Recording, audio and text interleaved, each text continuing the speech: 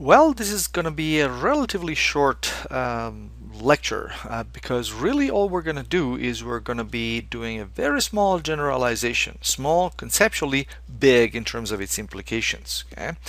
First of all, what we have in front of you are the equations for geometric lines and planes. So you may want to refresh your memory on what each of these 5 equations represents, either in 2 or in 3 dimensions. Okay?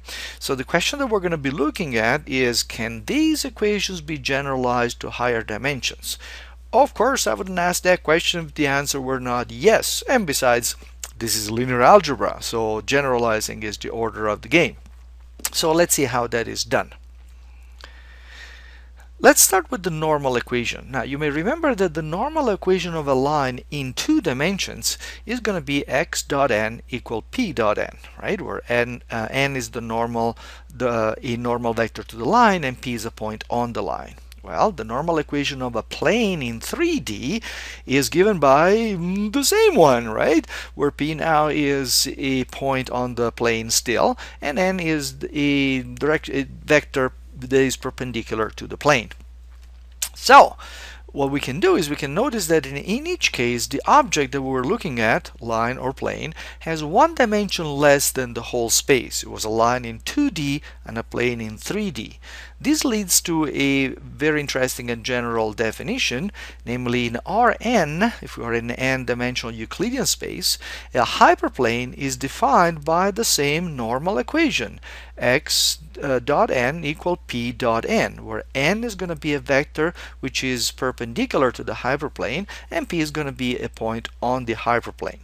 If we develop these two dot products on the left and the right hand side in terms of its components, we end up with an equation that looks like this. Well, not quite. We're going to end up with an equation that has only a1x1, a2x2, and so on the left hand side, and then some number on the right hand side. But if we develop it by maintaining the coordinates at the point p1, p2, pn, this is what you come up with. And notice that this is pretty much the same as the general equation of a line in 2D or the general equation of a plane in 3D. So again, this is a very simple generalization and is quite effective.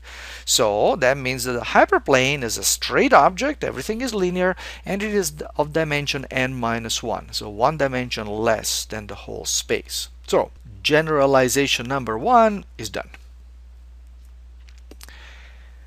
How about generalizing the vector equation? Well, what is the vector equation of a line? Well, the vector equation of a line is going to be x equal p plus td.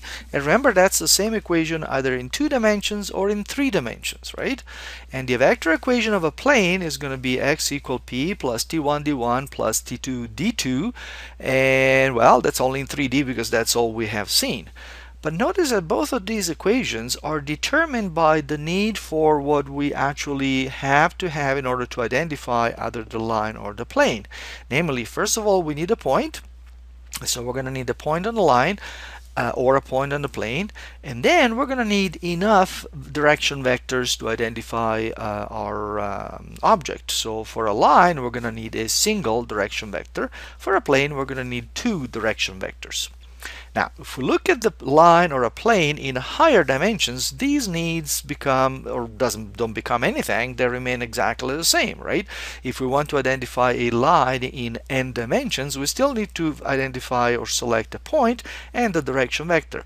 And if we want to identify a plane in a higher dimensional space, we still need to identify a point on the plane and 2 direction vectors for the plane. Okay?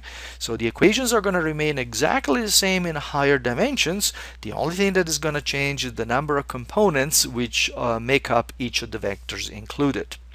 So here is another very easy generalization that again does not really take a lot of effort. Now let's look at something else here, more generally still, and still looking at the vector equation. Okay, if we look into an n-dimensional space and we're looking for a straight k-dimensional object, okay, then its vector dimension is going to be given by something like that.